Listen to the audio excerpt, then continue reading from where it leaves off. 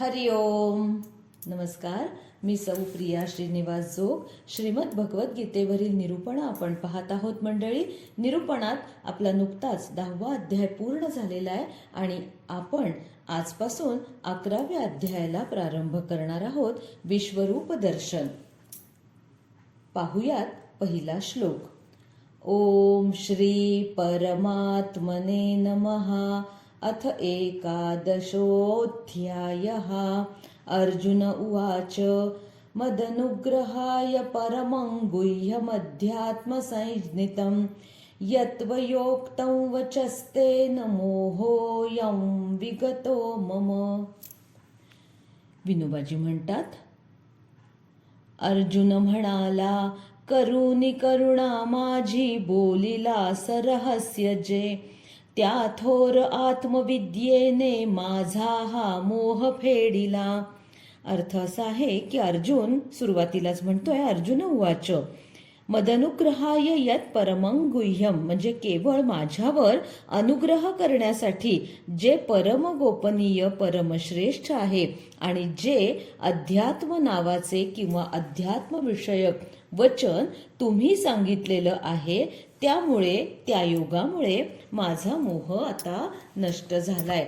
अर्थात तो नष्ट झाला आहे का नाही हे पुढे आपल्यालाही कळणारच आहे.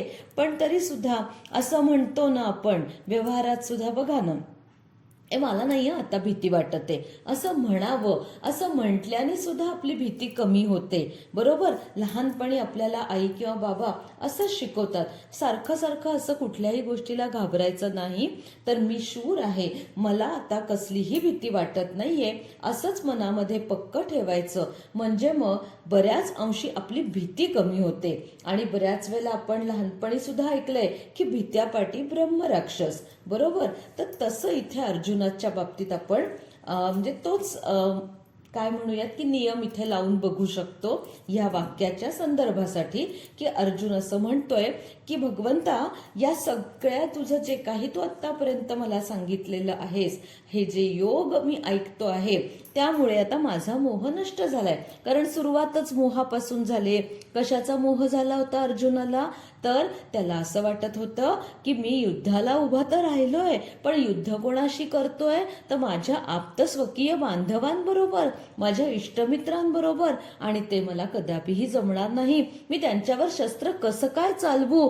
त्यांचा वध माझ्या हातून होईल तर माझ्या मस्तकी केवढं पाप जडेल. नकोच ना ते. त्यापेक्षा संन्यास ग्रहण करावा आणि दूर हिमालयात निघून जावं बरं, असं म्हणून त्यांनी शस्त्र खाली ठेवलेलं आहे. आणि तो भगवंतांना आता म्हणजे आधी पहिल्यांदा तो रथातून उतरून शस्त्र खाली ठेवून भगवंतांना सरळ सरळ सांगतोय की बस, मला या सगळ्यातून मुक्त करा, मला संन्यास घेऊ दे आणि मला जाऊ दे. आणि मग त्याला जेव्हा कळलं की हे काही बहुधा आपल्याच्यानी शक्य होणार नाही किंवा भगवंत आपल्याला आता या क्षणी तरी संन्यास घेण्यासाठी परवानगी देतील अशी काही कुठलीही चिन्ह दिसत नाहीत, तेव्हा मग त्यांनी भगवंतांच्या पुढे संपूर्ण शरणागती पत्करलेली आहे. आणि मग आता तो म्हणतोय की मला हे जे काही सगळे भ्रम होत आहेत, भास होत आहेत, हा सगळा मोह झालाय ना. मोह म्हणजे आपण जो एक व्यवहारात म्हणतो ना मोह, त्याच्यापेक्षा हा थोडा वेगळा आहे.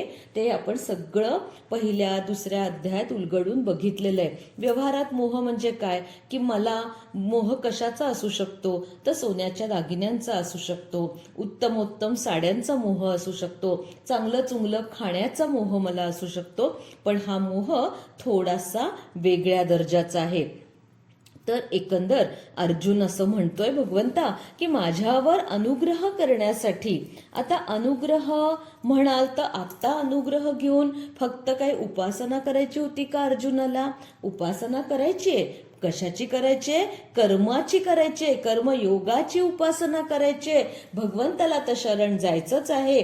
प्रत्येक गोष्टीत इदम न मम राष्ट्राय स्वाहा असं जसं क्रांतिकारकांनी म्हटलं, तसं अर्जुनानी इदम न मम सगळं कृष्णार्पण म्हणायचं आहे. म्हणजे कुठल्याच कर्माचं बंधन त्याला येणार नाही. त्याच्या हातून कुणाचाही वध झाला तरी त्याचं पाप त्याच्या मस्तकी राहणार नाही, कारण मुळात या सगळ्या घटना अशा घडणारच होत्या.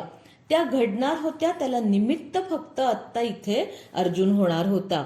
म्हणून इथे हा संदर्भ आपल्याला लक्षात घ्यायचा आहे. आता भगवंतांनी अर्जुनावर का हो कृपा केली असेल, तर अर्जुनाने त्यांच्या पुढे संपूर्ण शरणागती पत्करली. अर्थातच ही शरणागती असते की नाही, ही भक्तीची पराकाष्ठा असते, ती अर्जुनाजवळ होती. म्हणूनच भगवंतांनी त्याच्यावर कृपा केली.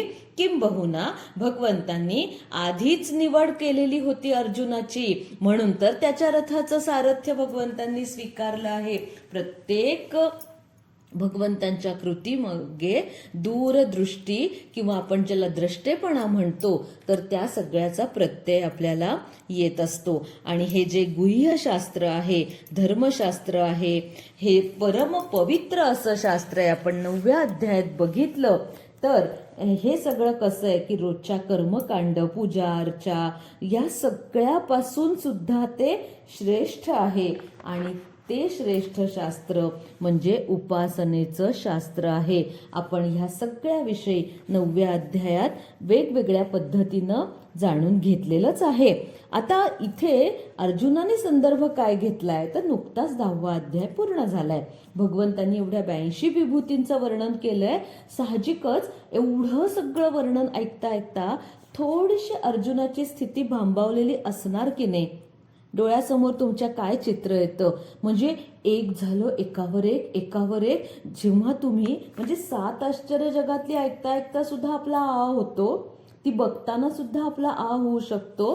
तर इथे एवढ्या 82 विभूतींचं श्रवण करता करता अर्जुनाची स्थिती खरोखर काय झाली असेल.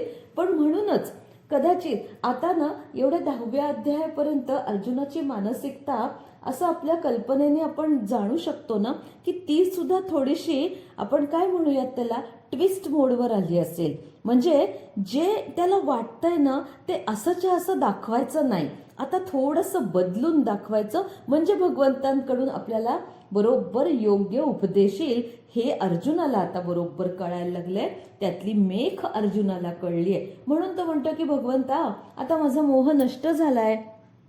या 11व्या अध्यायाचं जे वर्णन आहे ना, ते ज्ञानेश्वर माऊलींनी फार सुंदर केलंय हो.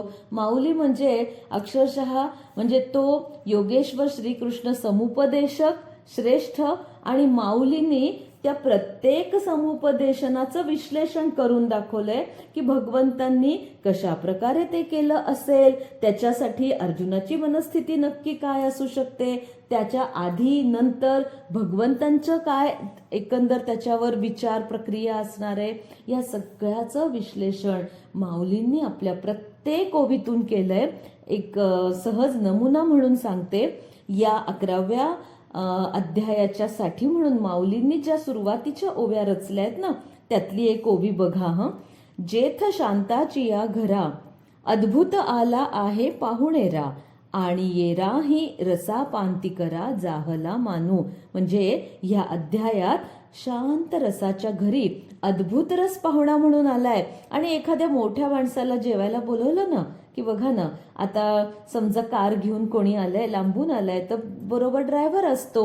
मग ड्रायव्हरला सुद्धा आपण जेवायला आदरानेच बोलवतो ना, की या ड्रायव्हर काका बसा, चहा घ्या, हातपाय धुवून जरा तुम्हीही फ्रेश व्हा आणि मग जेवायला या म्हणतोच ना. कारण शेवटी त्याच्या हाती त्या गाडीच्या रथाचं चाक असतं की नाही, सारथ्य तो करत असतो. त्यामुळे त्यालाही खुश ठेवणं, आनंदी ठेवणं, त्यालाही फ्रेश राहणं हे सगळं गरजेचं आहे, व्यवहार आहे. आपण हे सगळं करतोच. बघा माऊली तेच सांगतायत की इतर रसांना ह्या 2 रसांबरोबर बसण्याचा मान ह्या अध्यायात आलेला आहे. माऊलींची वर्णनं म्हणजे अक्षरशः अवाक आपण होऊन जातो अशी वर्णनं आहेत. यानंतर दुसरा श्लोक आपण बघूयात. श्लोक असा आहे, भवाप्ययौ हि भूतानां श्रुतौ विस्तरशो मया त्वत्तः कमलपत्राक्ष माहात्म्यमपि चाव्ययम्. विनोबाजी म्हणतात, उत्पत्तीनाश भूतांचे ऐकिले मी सविस्तर, कळला तुझ पासूनी अभंग महिमा तुझा. अर्थ असा आहे की कारण हे कमलपत्राप्रमाणे प्रसन्न नेत्र असलेल्या सर्व भूतमात्रांची उत्पत्ती आणि प्रलय, त्यांचा नाश मी विस्तारपूर्वक ऐकलाय आणि तसंच आपला अव्यय म्हणजे अविनाशी असा महिमा सुद्धा ऐकलेला आहे. आता पूर्वीच्या काळीच नाही आता सुद्धा आपण ज्याला म्हणतो ना की थोडीशी स्तुती किंवा कधी कधी ना ती थोडी विरोधाभासाने जर घेतली तर खुशमस्करी असं म्हणावं लागतं. आता समोरच्याची मर्जी राखून अजून मला त्याच्याकडून काहीतरी हवंय, अजून एखादं काम त्यांनी करणं अपेक्षित आहे किंवा अजून माझ्यासाठी थोडा वेळ काढणं अपेक्षित आहे, मग आपण थोडीशी त्याची म्हणजे स्तुती करतो की नाही. अर्जुन तेच करतोय. भगवंतांना इथं तो कमळपत्राप्रमाणे सुंदर नेत्र असलेला असं संबोधतोय आणि खरंच भगवंतांचं वर्णन तर काय करावं, त्याच्यासाठी तर स्वतंत्रच एक म्हणजे काय म्हणूयात एक प्रकरण स्वतंत्रच बोलायला पाहिजे की त्याच्यामध्ये फक्त भगवंतांच्या रूपाचं एकामध्ये गुणांचं वर्णन येईल. अशा प्रकारे भगवंत त्यांचं वर्णन फक्त ह्या श्लोकामध्ये अर्जुनाने केलेलं आहे. आणि पुढे आता अर्जुन म्हणजे तो भगवंतांना काय सांगतोय की मी ऐकलंय, सगळं ऐकलंय, थोडंफार मला समजलंय, पण आता ना भगवंता जे ऐकलंय ना त्याचा थोडा मला अनुभव, म्हणजे बघा ना अर्जुनाची सुद्धा ना ती आहे ना ही ज्ञान लालसा आहे. एक ऐकलं की त्याच्यातून त्याला पुढचं ऐकावंसं वाटतंय, त्याच्यातून अजून काय बरं उलगडून असेल, काय भगवंतांकडे अजून खरोखर गुह्य असू शकतं, असं आता अर्जुनाला सुद्धा म्हणजे उत्सुकतेचा त्याचा परमोच्च बिंदू त्यांनी गाठलेला आहे. म्हणून त्याचे हे असे प्रश्न आहेत. आता त्याची इच्छा आहे की नाही ती त्यांनी 3ऱ्या आणि 4थ्या श्लोकात अगदी स्पष्टपणे व्यक्त केलेली आहे. बघा 3रा श्लोक. एवमेतद्यथाथत्वमात्मानं परमेश्वर द्रष्टुमिच्छामि ते रूपमैश्वरं पुरुषोत्तम. विनोबाजी म्हणतात, तुझे ते ईश्वरी रूप मानितो सांगसी जसे, तेची मी इच्छितो पाहू प्रत्यक्ष पुरुषोत्तमा. भगवंतांना अर्जुन म्हणतोय की हे परमेश्वरा, आपण स्वतःबद्दल जे सांगत आहात ते ठीक आहे हो, पण पुरुषोत्तमा तुमच्या ऐश्वर्याला म्हणजे तुमचं ज्ञान, ऐश्वर्य, शक्ती, बल, वीर्य, तेज असे 6 सत्वगुण भगवंतांचे आहेत. त्याच्यावर वेगवेगळ्या प्रकारांनी निरूपण करणारे आजवर बरेच निरूपणकार होऊन गेलेले आहेत, यापुढेही ते होणारच आहेत. तर अशा या सगळ्या 6 गुणांनी युक्त अशा रूपाला माझ्या डोळ्यांनी प्रत्यक्ष पाहण्याची इच्छा आहे. इथं अर्जुनाने भगवंतांना पहिल्यांदाच बघा परमेश्वर असं म्हटलेलं आहे. म्हणजे इथं आता त्याचा बुद्धीचा स्तर काहीतरी वेगळ्या उंचीवर गेलाय. हा परम ईश्वर आहे, मी याला माझा सखा मानतोय, माझा बंधू मानतोय, माझा सारथी मानतोय. इतके दिवस मी त्याला आता नाही, इतका वेळ मी त्याला आता माझा गुरुही मानतोय, पण याही पलीकडे काहीतरी आहे. आणि मग तो कोण आहे तर परमेश्वर आहे. असं म्हणून 4थ्या श्लोकाकडे आपण वळूयात. 4थ्या श्लोकात अर्जुन म्हणतोय, मन्यसे यदि तच्छक्यं मया द्रष्टुमिति प्रभो योगेश्वर ततो मे त्वं दर्शयात्मानमव्ययम्. विनोबाजी म्हणतात, तू जरी मानिसी शक्य मजते रूप पाहणे, तरी योगेश्वरा देवा दाखवी तेची शाश्वत. अर्थ असा आहे की हे प्रभू, मला जे तुमचं रूप पाहायचं इच्छा झालीये तर ते शक्य आहे असं तुम्हाला वाटतंय का? तर तुम्हाला जर वाटत असेल तर हे योगेश्वरा, तुम्ही तुमचं ते अविनाशी रूप मला दाखवण्याची कृपा करावी. बघा ना किती म्हणजे अंजारून गोंजारून आढे वेडे सरळ सरळ काही वाक्य असतात ना, आपण व्यवहारात सुद्धा अगदी थेट बोलतो का हो? नाही बोलत ना. आपण कसं बोलतो, अगं ऐक ना, अरे ऐक ना, ऐक ना मी काय म्हणतेय, ऐक ना, म्हणजे किती ते तुला जमतंय ना रे, अगं तुला वेळ आहे ना ग, एक 5च मिनिटं बोलायचंय. किती आपण प्रस्तावना करतो. ही प्रस्तावना आहे ना त्याला सुद्धा काहीतरी मर्यादा असते. ती 2 मिनिटापर्यंत गोड लागते, नाहीतर मग म्हणतात नमनालाच घडा भरतेल. अरे रामराया, कधी यांचं नमन व्हायचं आणि बुवांचं आख्यानापर्यंत गाडी कधी जायची? असं करू नका हं व्यवहारात. गोड गोड गोड गोड बोलता बोलता इतकंही नको की समोरच्याला किंवा आपल्याला बोलून बोलून मधुमेह होईल, नको. पण तरी सुद्धा समोरच्याची थोडीशी मर्जी राखत त्याला थोडासा, आपण जसं म्हणतो ना की लहान मूल ऐकत नसेल तर आई त्याला खाऊ घालायचं असेल तर बाबा पुता करते, अरे ऐक रे राजा, अरे किती गोड ग माझं बाळ ते, असं करत करत अगदी सगळे तेच भाव आहेत हं इथे. म्हणजे आपण जर म्हणजे लहान मुलाच्या पासूनचं मानसशास्त्र बघितलं तर अर्जुनाच्या बाबतीत सगळं तेच बघता येईल. लहान मूल आईकडे जर वशिला लावायचं असेल, एखादी गोष्ट हवी असेल आईला, आईकडून बाबांकडून, तर जसं बोलतं की नाही अर्जुन तसंच म्हणतंय. बघ म्हणजे कसं म्हणतंय की भगवंता तुम्हाला वाटतंय का हो की तुमचं हे रूप म्हणजे मला शक्य आहे का हो बघणं? असेल तर मला दाखवाल का? बघा किती आर्जव आहे, किती विनवणी आहे, किती मृदू स्वर आहे आणि किती आग्रह पण आहे. म्हणजे कसं असतं ना की सांगायचं तर आहे पण विनंती पण आहे, पण आग्रह पण आहे, पण आज्ञा पण आहे. म्हणजे बघा आत्ताच आपण अर्जुन या अध्यायासंबंधी ज्ञानेश्वर माऊलींची जी ओवी बघितली तर ती ओवी वर करणे दिसायला शांत रस, त्याच्यात अद्भुत रस आहे कारण विश्वरूप दर्शन घडणार आहे. पण उरलेले रस सुद्धा कसे छुपे छुपे रस, म्हणजे हे जे आपले नवरस आहेत ना त्यांच्याबद्दल चाललंय. तर कसे छुपे छुपे सगळे एक एक एक एक दरवेळेला प्रगट होतात. सगळं हे तसंच आहे.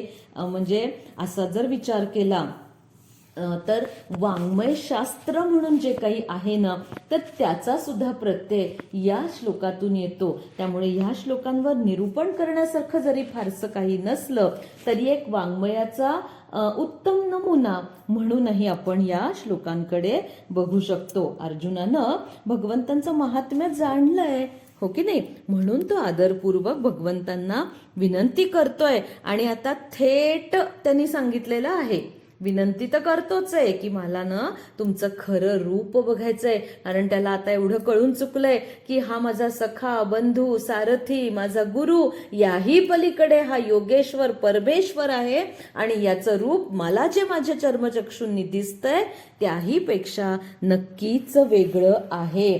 म्हणून या श्लोकात भगवंतांची आर्जवणी किंवा विनवणी अर्जुनाने केलेली आहे. आणि अर्थातच आता हे रूप पाहण्यासाठी जसं म्हटलं की चर्मचक्षूंना मर्यादा आहेत, काहीतरी त्याच्याही पलीकडे जाऊन भगवंतांना नक्कीच करावं लागणार आहे.